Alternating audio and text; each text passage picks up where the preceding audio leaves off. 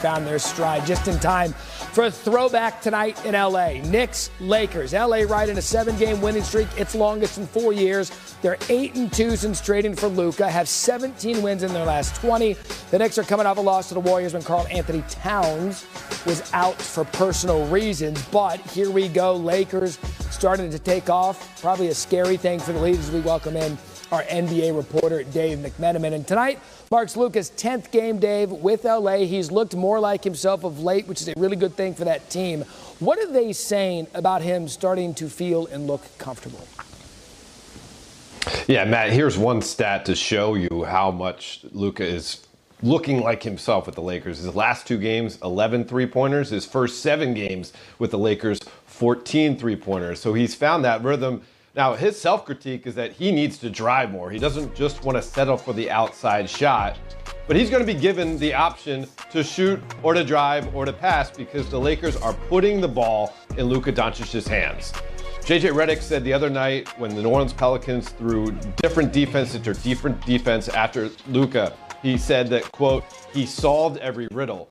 And LeBron James said something that he had told me earlier after they acquired Luka, that the best version of our team is going to have the ball in Luka's hands. Yeah. Of course, there'll be times he's on the bench and LeBron runs the offense or Austin Reeves runs the offense, but LeBron is ready to be the guy off the ball looking for those passes from Luka Doncic. Yeah, and that's one of those things, too, that we had talked about right after the trade happened. Would Luka be comfortable being the focal point with LeBron right there? Would LeBron cede some of that to Luka? And it appears they finally figured that out, which is a good thing. They've also figured out a defense anchored by LeBron.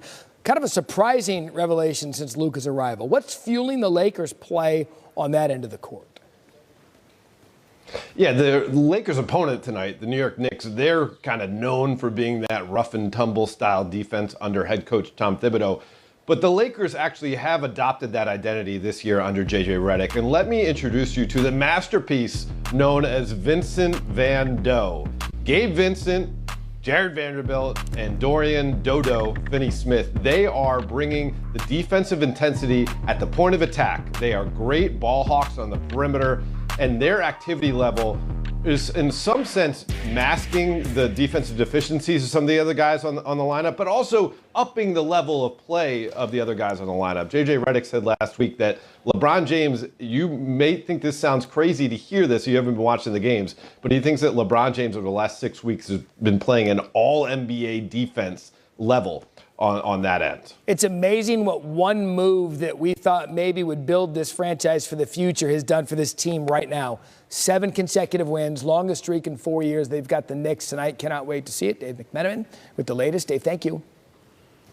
Matt just said it. The Lakers play the Knicks tonight, a team that just beat New York and is also hitting its stride. The Warriors. Steph Curry had 28 points, 9 assists in that Golden State win over the Knicks on Tuesday. The Warriors improved to 9-1 with Jimmy Butler in the lineup. They're wrapping up a 5-game road trip tonight in Brooklyn, looking for their 4th win. Let's welcome in NBA reporter Youngmisuk, who's covering the Warriors. So not to be lost at all on Steph's brilliance is the fact that Golden State is now, as I just mentioned, 9-1 with Jimmy Butler in the lineup. So what are the Warriors saying about their newest addition?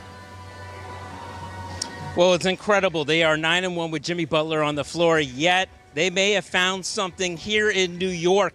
The other night at Madison Square Garden, Steve Kerr said, we are discovering our identity, which is basically to play 2 ways, not just offense, but really locking down on defense. And that's what they did in the second half against New York. I sat down with Jimmy Butler yesterday at the team hotel, and he told me we are turning the bleeping corner. He said that he believes they have figured out something, and that is how to use him in a different way and a more efficient way. What Steve Kerr's been preaching to the team in a couple film sessions is pass the ball a couple times before you get it into Jimmy, and then let Jimmy do his thing inside, which is really to find an open shooter or get inside and bludgeon the opponent and get to the free throw line. Jimmy Butler says if you don't isolate me and you figure out ways to use me differently, that's when he's at his best, and he thinks that the Warriors have figured out how to use him. That sounds very scary for other teams out west. The Warriors, by the way, they're outscoring opponents by just under 16 points per game when Butler plays. So Golden State, they continue to surge with Butler. But there are some keys missing with this team, including Jonathan Kuminga. So how close is he to returning? Jonathan Kuminga's been out for 2 months with a severe right ankle sprain, but he is nearing a return. He is out tonight in Brooklyn, but if he doesn't come back, say on Saturday when they start a long homestand against Detroit, perhaps the next game he could be available, or after that they would then have a two-day break, and then they would play Sacramento. He is nearing return.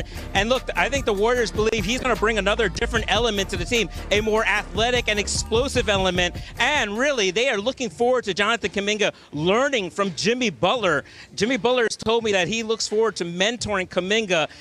They would have another young, athletic, explosive guy coming off the bench, which should only make them even better. Yeah, it makes it even scarier to play the Warriors. Okay, so for those that do not know, you are a major sneakerhead and you wear a different pair of sneakers to every single game. At center, only a 6-game NBA slate tonight, but there are some big games in action. The Celtics host the 76ers on the second game of a back-to-back after a pair of role players had career games last night. Derek White and Peyton Pritchard both topped 40 points in Boston's win. The Warriors are in Brooklyn tonight with Stephen Curry just 55 points away from 25,000 in his career. Golden State is 9-2 since Jimmy Butler made his debut. And the streaking Lakers are up to second in the West and have won 7 in a row. A win tonight at home against the Knicks would give LA its longest win streak since the 2019-20 season. Anscape senior writer David Dennis Jr. joins us now. So tonight marks the start of a very brutal game slate for the Lakers, including 4 straight on the road. So what do you need to see LA accomplish over that stretch? I want to see the sustainability of this defense. As somebody who has been on here doubting the defense for the last 2 weeks and then having to eat my words, I want to see them continue against teams that actually match up well against that defense. They're going to play Karl Anthony Towns tonight, we know the Lakers do not have bigs. Jalen Brunson can exploit some of that perimeter defense. Then they go on to the Celtics. They are trying to, allow certain players to shoot threes they think are going to miss. Celtics don't really have those players. Everybody can make threes. We'll see how that defense adapts to that. Then again, you have, after that, Nikola Jokic, who, yes, they gave him a hard time the first time they played, but we're going to see if that can be replicated. And then finally, you got Giannis, who, if there's one person who is going to dominate those bigs and give Jackson Hayes some trouble, it is Giannis Antetokounmpo in Milwaukee. Okay, you're not the only person that had to eat your words, by the way, for the Lakers defense. A lot of people felt that same way. So Jimmy Butler, let's talk about another team out west. Jimmy Butler, he made an immediate impact on Steph in Golden State, 9-1 when he plays. Has that 10-game sample size proven that the Warriors are true title contenders?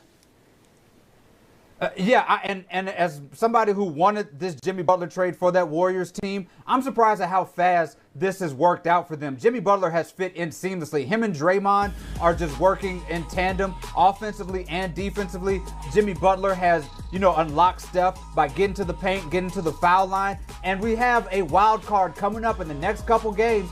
Jonathan Kuminga is on his way back. He's going to add athleticism, a little bit more defense. So, yeah, if you're talking about the Western contenders, the Warriors are right there in the mix with LA, Denver, and, of course, OKC. All right. Kuminga also will make them a lot more physical. You stay there. Let's welcome in sports betting analyst Anita Marks to the conversation. So the Warriors and the Lakers, they've quickly elevated themselves when it comes to the Western Conference and the NBA title discussion. But the West is a very crowded conference. So what's your approach when picking the betting favorite to win the title? Yeah, that's an understatement, right? So OKC right now, they've got 11, they're up 11 wins in the West with about 20 games remaining. So let's just, for all intents and purposes, right, the road to the championship is going to have to go through OKC.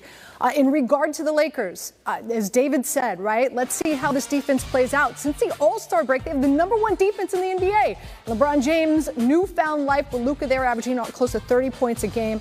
Golden State, with the addition of Jimmy Butler, so you could say the same thing about Steph Curry, right? Newfound life for Steph Curry. But for me, it's OKC, and you could still get them on ESPN Bet at -130. They're having a historic season. Their point differential is +13, which is absolutely ridiculous, right? SGA drops 50 any given night.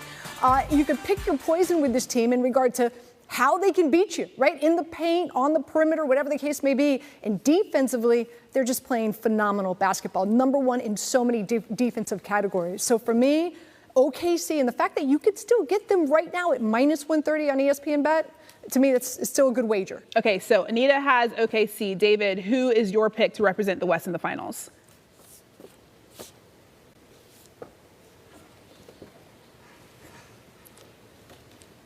I think we lost David.